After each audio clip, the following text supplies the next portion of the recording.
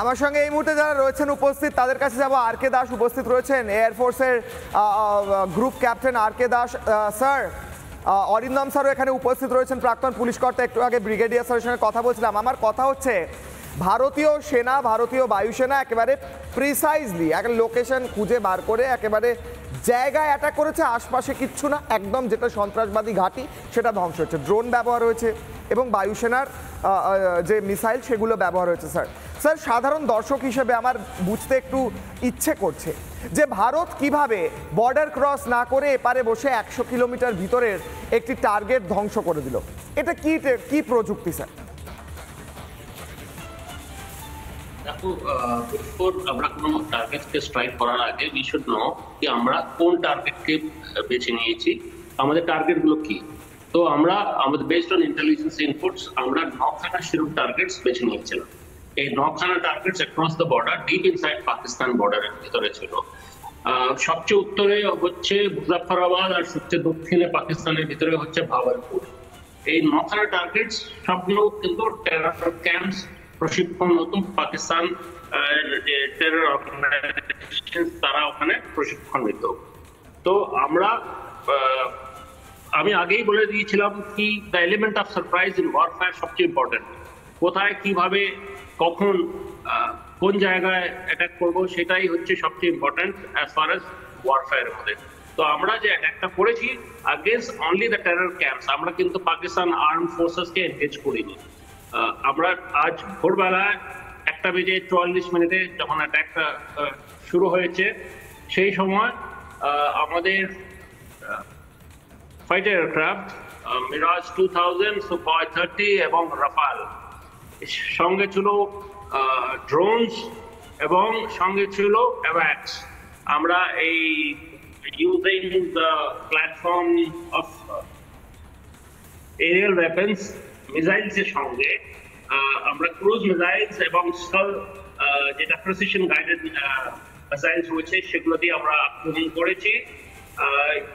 Enemy যে radar গুলো ছিল সেগুলোকে আমরা সাপ্রেস করেছি, তার মানে ওগুলোকে আমরা জ্যাম করার পরে we have carried out precise attacks। মানে আপনি বলছেন স্যার শত্রুপক্ষের র্যাডারকে জ্যাম করে দেওয়া হয়েছে, তারা বুঝতেই পারেনি যে তাদের মাটিতে আক্রমণ হচ্ছে। স্যার আমি আরো একটা ছোট্ট প্রশ্ন করব।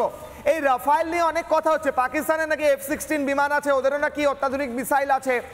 আমাদের রাফায়েল, ভারতের যে রাফায়েল এই মুহূর্তে ব্যবহার হচ্ছে এবং ভারতের প্রযুক্তি এয়ারফোর্সের, আপনি যেহেতু গ্রুপ ক্যাপ্টেন, প্রাক্তন এয়ারফোর্স কর্তা, আপনাকে স্পেসিফিক জিজ্ঞেস করছি স্যার, এটা কতটা ইংরেজিতে যদি বলি সুপিরিয়র, অর্থাৎ বাংলায় যদি বলি পাকিস্তানের চেয়ে প্রযুক্তিগত দিক থেকে আরো ভালো, কতটা এগিয়ে আছি আমরা?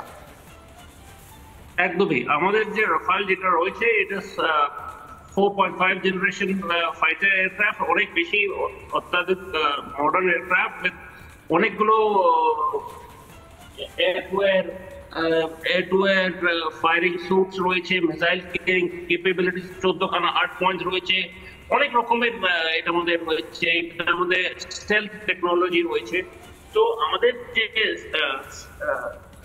রাফাল F-16 পাকিস্তানের কাছে কিন্তু অনেক বেটার। F-16 পাকিস্তানের কাছে রইলেও ওরা ইউজ করতে পারছে না, বিকজ ওরা যখন নাকি ইউএস থেকে নিয়েছিল that was not meant to be use against India. তো ওগুলোকে ওরা পিছিয়ে একটা গোয়াদার একটা এয়ারবেসে ওখানে গিয়ে রেখে দিয়েছে।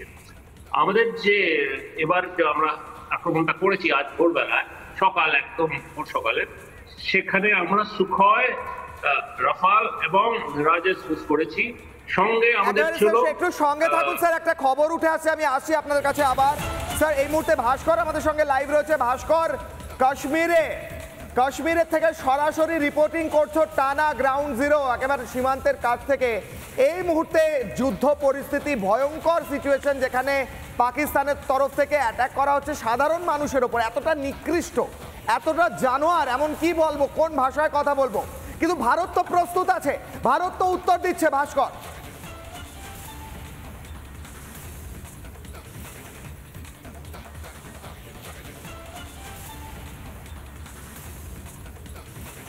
একদমই কিশলয়, দেখো এই মানবতার কলঙ্ক পাকিস্তানকে উত্তর দেওয়ার জন্য ভারতীয় সেনারা প্রস্তুত রয়েছে লাগাতার।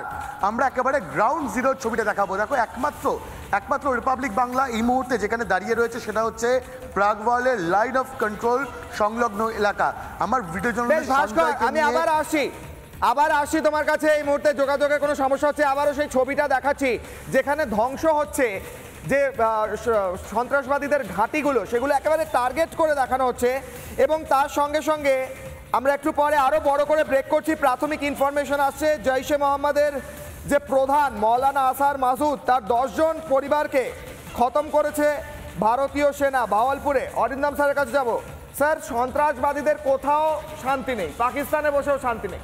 একদম, আমি 10 জন তুমি বলছো, কিন্তু আমি 11 জন শুনলাম। ঠিক আছে, এটা হতে পারে, কিন্তু আমি এখানে যারা মিলিটারি অফিসার আছেন, ব্রিগেডিয়ার সাহেব অ্যান্ড আদার্স, আমার মনে হয় ওনারা সেই সময় যখন চাকরি করেছে সেই সময় মনে হয় যে এতটা আধুনিক প্রযুক্তি বা টেকনিক্যাল ব্যাপারটা বোধহয় ছিল না। কারণ আমি বলছি যে আমার আজও মনে আছে 14ই ফেব্রুয়ারি 2019-এ বালাকোটে যে এয়ার স্ট্রাইকটা হয়েছিল, সেখানে একটা জায়গায় কিন্তু অ্যাটাক হয়েছিল, কিন্তু পরবর্তীকালে তুমি দেখো 27/2/2000 সালে রাজৌরি জেলায় ডিউটিতে ছিলেন আমাদের প্রচুর সৈন্যবাহিনী, তার মধ্যে 6 জন সৈন্যবাহিনী এবং একজনে গলা কেটে নিয়ে গেছিল। তারপরে 2000 সাল থেকে তুমি দেখো পরবর্তীকালে 2008-এ, যে 2008-এ আজকে 166 জন মৃত্যু, 3300 হচ্ছে কি ইনজিওর্ড। কিন্তু আজকে আমি বলছি যে প্রযুক্তির মাধ্যমে পার্টিকুলার যারা নাকি আজকে সন্ত্রাসবাদকে মদত করছে, এই যে আমি আজকে বলছি মাসুদ আজাহার একটা বিরাট অ্যানাউন্সমেন্ট করেছিল যে তারা নাকি আজকে কাশ্মীর অ্যাটাকটা করেছে, সেই জায়গাটা যে আজকে নিখুঁতভাবে আজকে যে অ্যাটাক করেছে, নিশ্চিহ্ন করে দিয়েছে। টোটাল 100 + 14, 114 জনকে যে মেরেছে। এবার তুমি যেটা বলছো পাক বাহিনী নাকি নিজেরা ওখানে আজকে গুলিগালা করে, এইটা ভিডিও করে আজকে আন্তর্জাতিক ক্ষেত্রে দেখাবে যে ভারত এখানে এসে কিভাবে আজকে নিরীহ মানুষদের হত্যা করছে।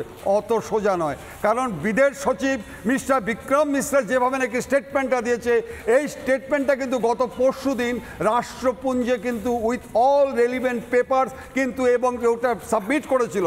অতএব কিশলয় ওরা যদি মনে করে থাকে যে মিথ্যা প্রচার করে আজকে আমরা একটা জায়গায় পৌঁছাবো, সমস্ত শেষ হয়ে গেছে। কারণ আজকে কিন্তু এটা এস্টাবলিশড হয়েছে, ক্রিস্টাল ক্লিয়ার হয়ে গেছে যে এই পাকিস্তান দিনের পর দিন যেভাবে অত্যাচার করছে, সন্ত্রাসবাদকে মদত করছে। আমি ফিরছি এই মুহূর্তে, একটা ছোট্ট বিরতি নিতে হচ্ছে, বিরতির পর ফিরছি আরো খবর নিয়ে এবং লাইভ রিপোর্টিং নিয়ে। ছোট্ট বিরতির পর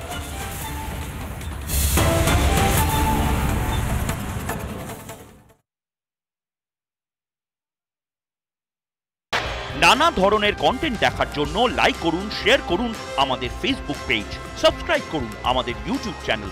পাশাপাশি অন্যান্য ব্রেকিং নিউজের জন্য অবশ্যই চোখ রাখুন রিপাবলিক বাংলায়।